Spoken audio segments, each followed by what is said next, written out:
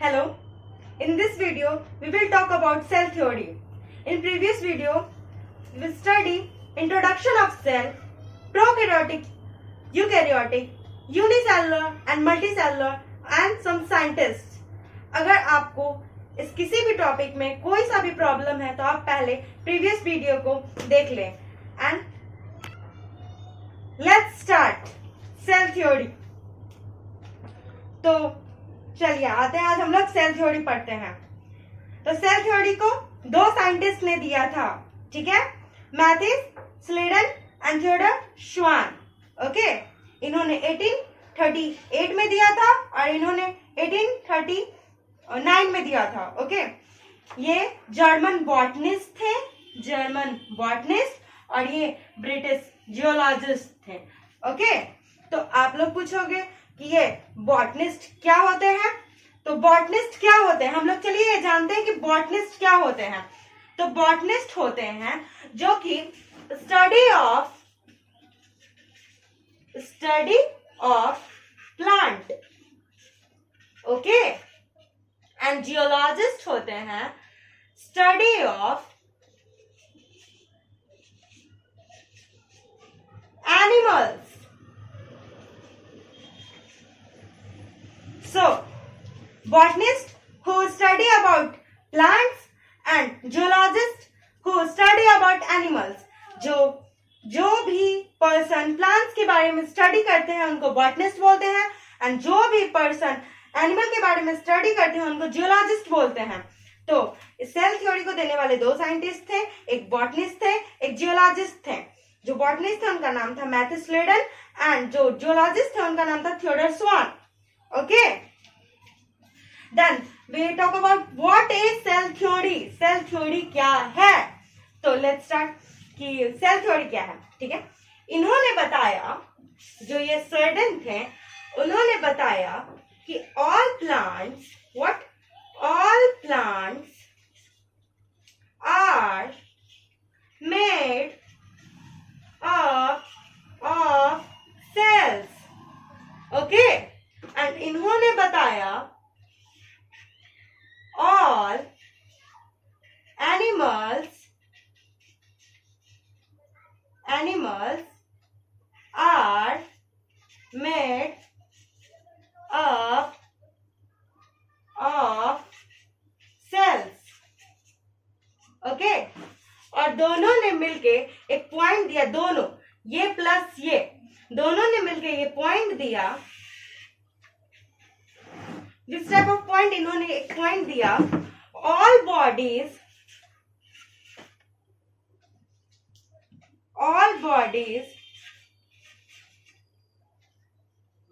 of animals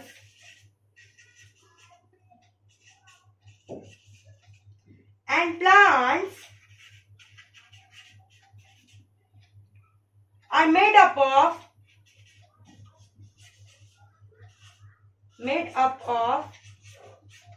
cells and product of cells.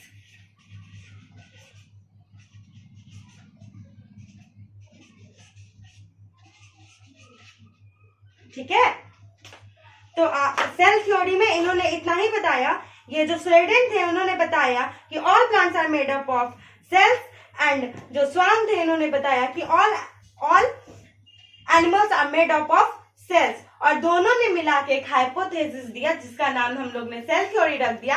उसका नाम वो कहें all bodies of animals and plants are made up of cell and product of cells, जो कि जो cell product छोड़ता है उसका और सेल का बना हुआ है.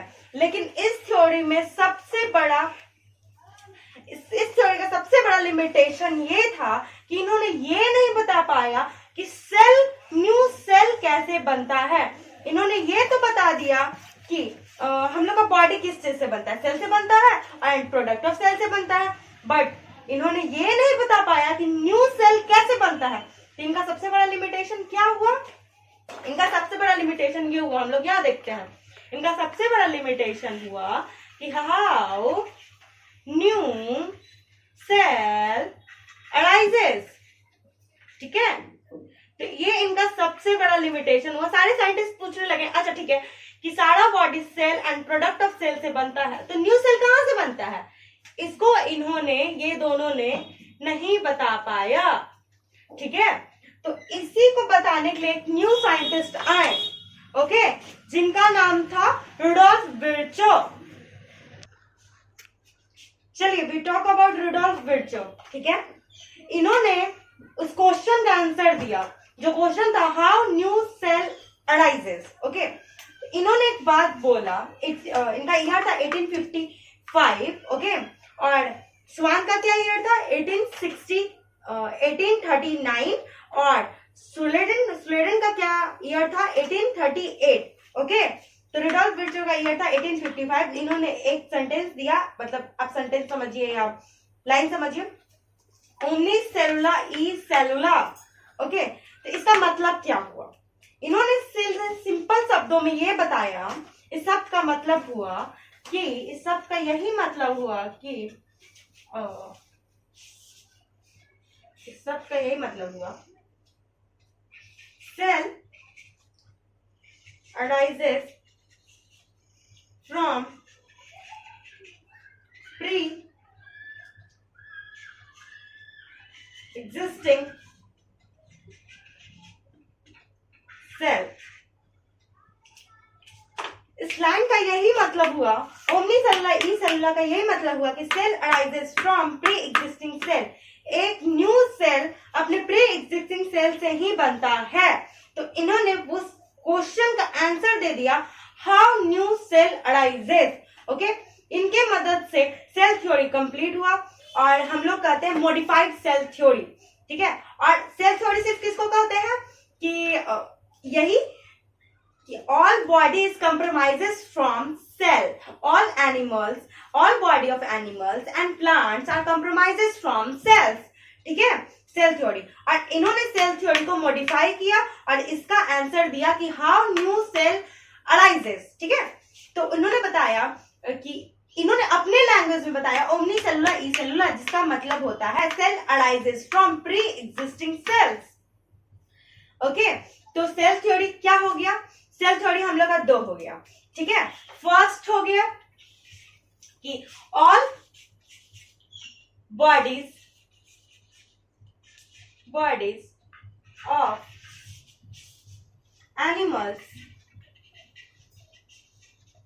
And plants are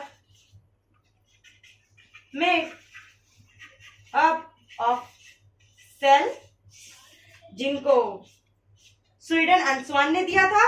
and second, cell arises from pre existing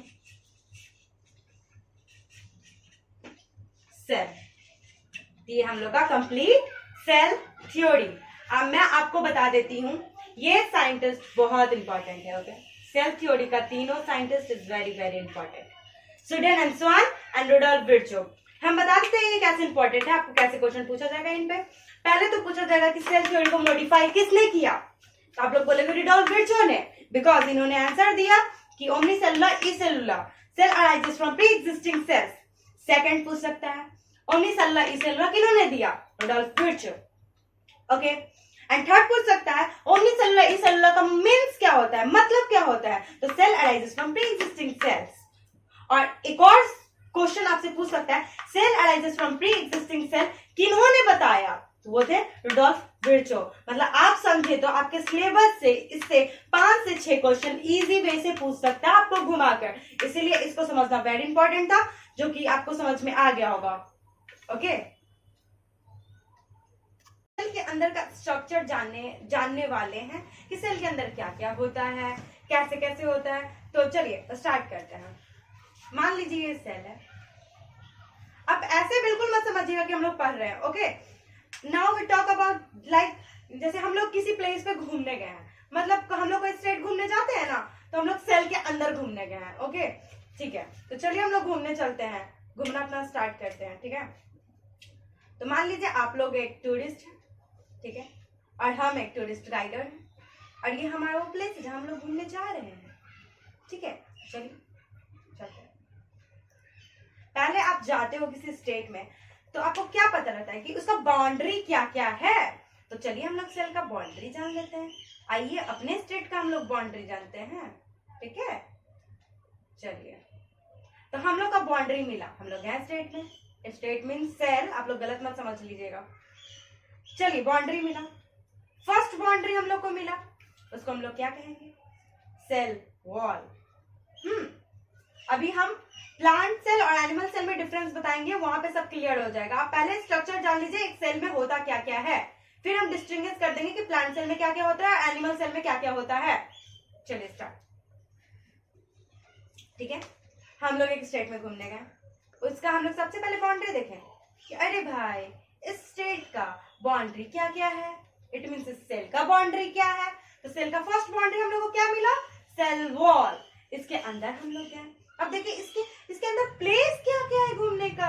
ये स्टेट आ गया हम लोग का, ये पूरा स्टेट आ गया हम लोग का, इसको क्या कहेंगे, ये हो गया प्लाज्मा मेम्ब्रेन, ठीक है।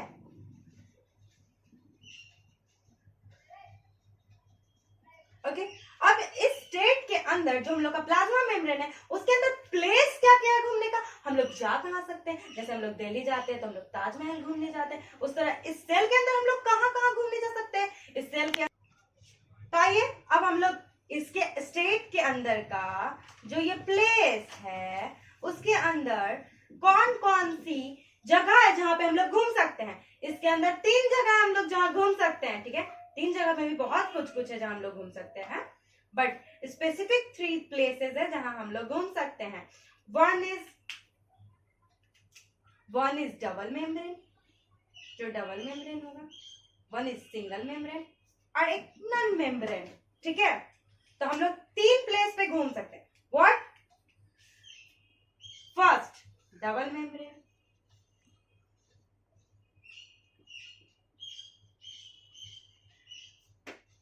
ठीक है,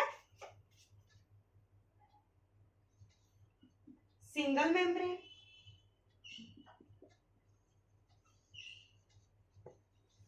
ठीक है। एंड हम यहां लिख देते हैं नॉन मेम्ब्रेन, मतलब जिसके पास मेम्ब्रेन नहीं है। Double membrane it means double security, double protection, कहीं वहां पे जाके कोई बम ना ब्लास्ट कर दे, डबल प्रोटेक्शन। सिंगल नॉर्मल है, और ये जहां हम लोग हमेशा जाते होते रहते हैं रोड पे, ठीक है, मार्केट वार्केट जाके कुछ कुछ खा लेते हैं, लाइक ओके। तो आ जाइए, डबल मेम्ब्रेन हम लोग ने 2 ही को दिया है, ओके। डबल मेम्ब्रेन नहीं, हम लोग ने 3 को दिया है, सॉरी 3 को दिया है। फर्स्ट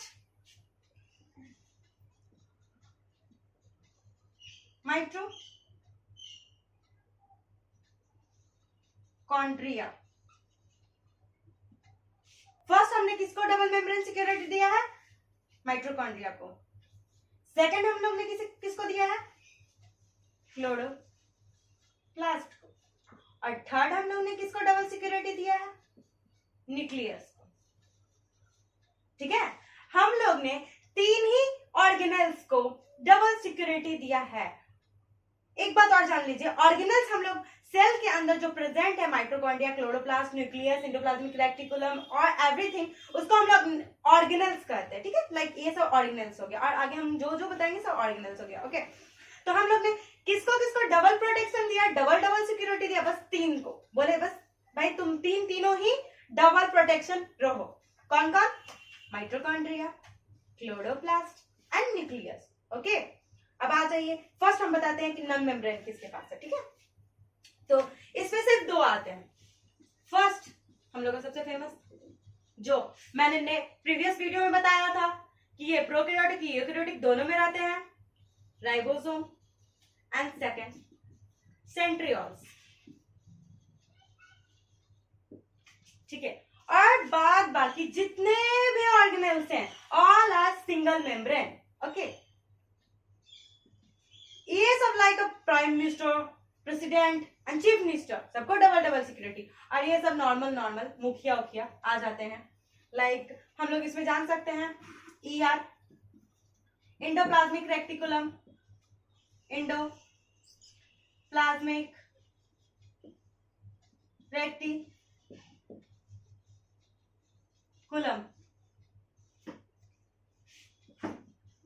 आ जाते हैं लाइसोजाइम, ठीक है, और बहुत सारे चीज आ जाते हैं, वैक्यूल्स, ठीक है, गोल्गी बॉडी,